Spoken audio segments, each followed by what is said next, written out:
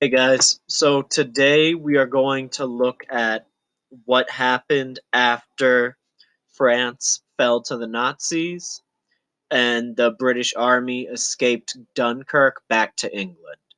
So, first we got three vocab words. First is RAF, Royal Air Force. That's the British Air Force. So, all the fighter planes and bomber planes controlled by the British Army. The next is the Luftwaffe. The Luftwaffe are the German Air Force. So those are all the fighter and bomber planes controlled by Nazi Germany. And finally, radar.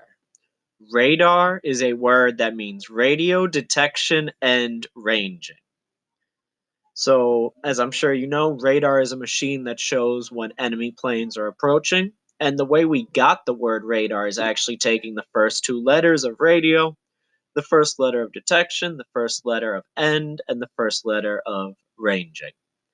If you want to see video of the men and women who ran the radar stations during the Battle of Britain, you can click on this little video down here. When I upload this slideshow to the Google Classroom. So not on the video, but on the slideshow that's uploaded to Google Classroom. All right. So we're going to look at what's called the Battle of Britain. So, in 1940, all of Europe had fallen to the Nazis or was too weak to fight back against them. So everything in blue is controlled by the German Nazis and their allies, or a lot of the countries in gray are either neutral, so they're sitting out the war, or they're too weak to fight back. The only powerful country left standing up to Hitler was Great Britain. You can see it right here in red. And as you can see, there's water between Great Britain and the rest of Europe. Now, like we talked about last week, yesterday, the British Army escaped from Dunkirk on boats across to Britain. So the British Army got home in one piece. But the British people wanted to know, what are we going to do? Are we going to surrender like the French did? Are we going to fight? Like, what's the game plan? And they had just elected a new prime minister. This man here, his name is Winston Churchill. Now, the prime minister is like the president of England or Great Britain. The king or the queen is there to do like wave to people, say nice things, but the prime minister really runs the show. The prime minister before Winston Churchill was Neville Chamberlain. That's the guy in the cartoon with Hitler giving him the bottle, hoping he'll stay quiet and not mess anything up. We saw how that worked out. Where Chamberlain was known for being quiet and trying to make peace, Churchill didn't play around. He was known for having a tough guy image. So when he was asked, what are we going to do about this? He gave a speech. He said, the Battle of France is over. The Battle of Britain has yet to begin. We shall fight on the seas and oceans. We shall fight with growing confidence and strength in the air. We will defend our island, whatever the cost may be.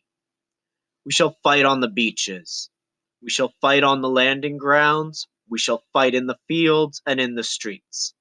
We shall fight in the hills. We will never surrender.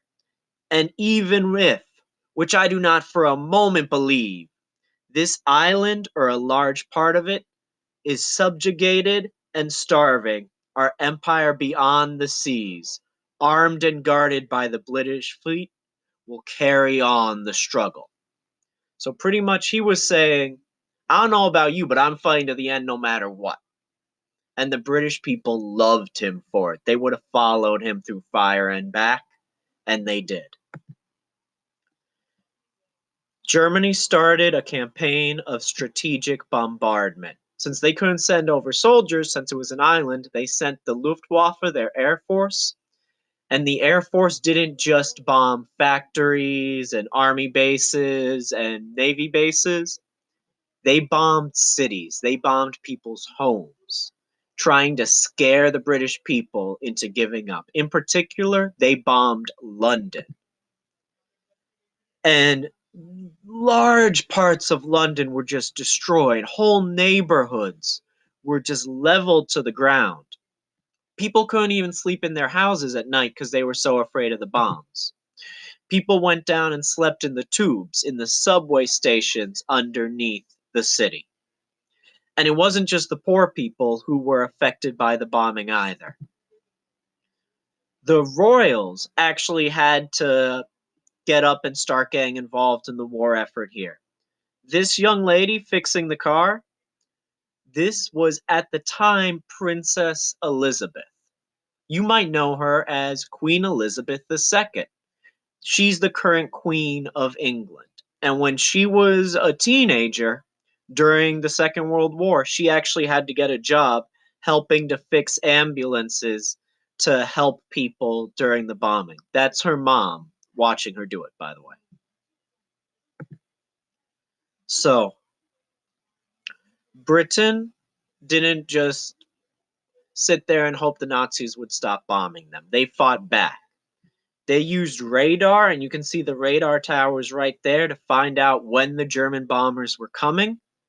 And the RAF, the Royal Air Force, took their own fighter planes to fight off the German bombers. And they did such a good job with it that eventually Hitler had to give up. So Hitler gave up, turned around, and went to go invade Russia instead. So in the end, Britain was victorious and managed to stop the Nazis from taking over their island. But they were still stuck on their island and needed a plan on how they were going to get back to mainland Europe, get back to France, and fight back against the Nazis now that they defended their home.